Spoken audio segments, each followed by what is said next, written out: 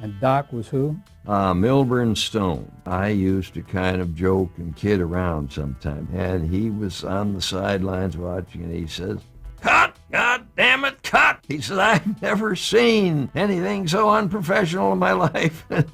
A legend both in his time and ours, James Arness is definitely an actor worth talking about posthumously. Credited with playing Marshal Matt Dillon for a long 20 years, James has very much cemented himself as an icon and a legend. Over the course of his career, James acquired many fans and friends, both of whom speak of the actor with nothing but love. That said, it cannot be denied that the entertainment industry has its share of feuds that even the most dedicated fans of the celebrity might not know about. Today, we'll be delving into one such rivalry that plagued James's career. Here's all you need to know about it. Unlike most actors you're probably familiar with, James actually started his career after military service. He was born James King Arness in Minneapolis to a Norwegian mother and a German father and grew up a Methodist. His younger brother Peter also ended up acting in the Hollywood industry, though he used his maternal family name Graves.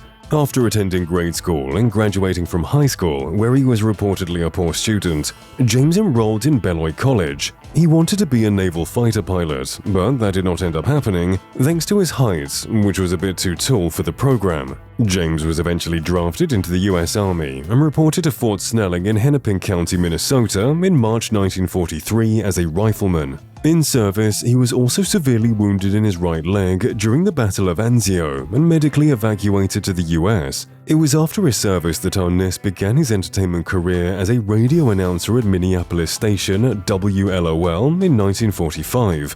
It was during these efforts that he decided to change his name to James Arness, thanks to RKO and his movie debut.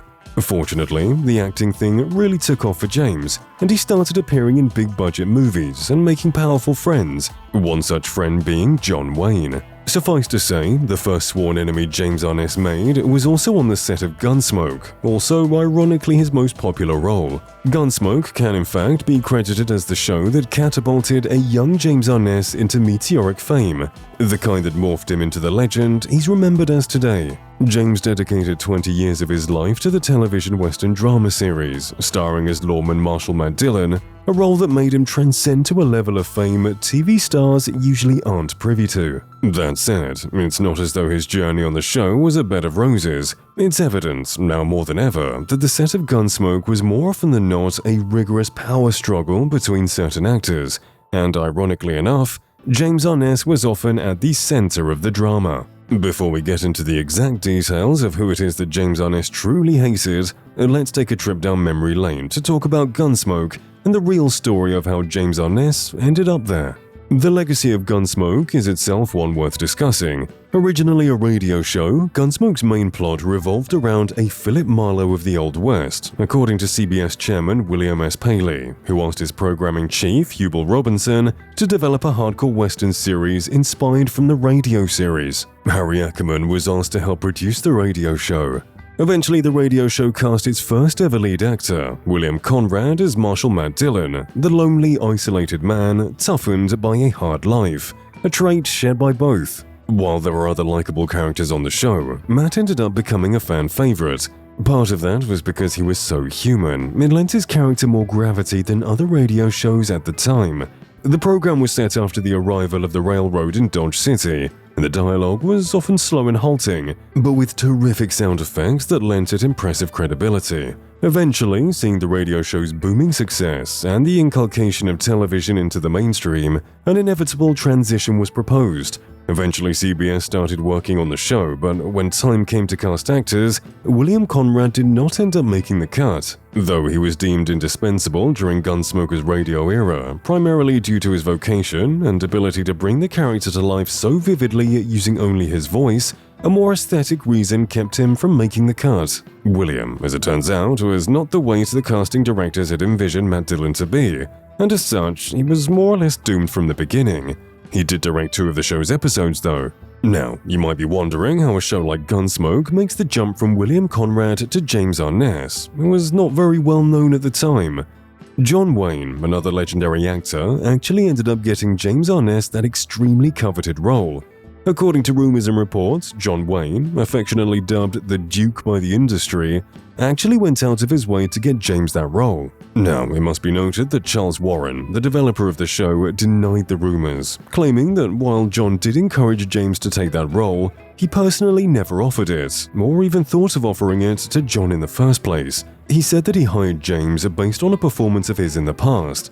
While these reports have been confirmed by some, a majority of their respective fan bases still believe this alleged rumor to be a significant event in their friendship. John Wayne, a legacy actor within his own right, and at one point in their lives, James's great friend, has had many regular collaborators in his movies. Some exciting examples include Ward Bond, Howard Hawks, and John Ford. James and John, however, became friends not by being merely co-stars, but by having the same political beliefs as well. John and his friends in the industry were actually a part of Tinseltown's strong conservative circle, who routinely and actively participated in blacklisting people who did not share their conservative beliefs and were suspected of being progressive Democrats. James Arness, a staunch Republican himself, was therefore one of the Duke's most treasured friends, and as such became one of his regular co-stars. Little did the duo know, events over the course of Gunsmoke's airing would sour their relationship beyond repair. Before Gunsmoke, their relationship as co-stars was as standard as could be. Since John was a more established actor, James mainly played supporting roles alongside John in movies from the 1950s like Big Jim McLean, Hondo, Island in the Sky, and The Sea Chase. John's generosity did not stop there though. He even had James star in the fast-paced classic western gun The Man Down for his Bat Jack production company. And when the time came, John even introduced James Arness as Matt Dillon in the first episode's prologue in 1955. The shift, or the defining moment of this alleged rivalry, came about when John, who had been working on this big-budget passion project for more or less 15 years, decided to cast a family friend to play an important role in this new movie. This project, a grand movie inspired by the events of the Battle of the Alamo, was originally one he was working on with another film studio, Republic Pictures, who'd offered him $3 million. But eventually, due to an internal feud, he ended up leaving the studio and founded his own, Bat Jack. Long story short, he couldn't play the role he originally wanted to for financial reasons, and had to end up offering the smaller supporting role to another actor. Naturally, John reached out to James in order to get him to play the role for his directorial debut. He set up an interview with James Arness, but unfortunately, his old friend never even showed up to take the meeting and speak about the supporting role. According to rumors, John never forgave the snub, and as such, behind the scenes, a working professional rivalry was born. Richard Boone ended up getting the role, and interestingly enough, James Arness never made another cinematic movie after that. The Alamo also did not end up reaching the heights John Wayne expected it to achieve. James, though described as a positive addition to any set he was a part of, didn't actually get along with everyone on set when he first started playing Matt Dillon. In fact, one co-star of his in particular was very perturbed by his behavior on set. Milburn Stone, the actor who played Doc for over 20 years alongside James, revealed that he actually did not like James very much, at least at the beginning of the show. For the first 3 years of the show's airing, Milburn didn't actually enjoy working alongside the legendary actor.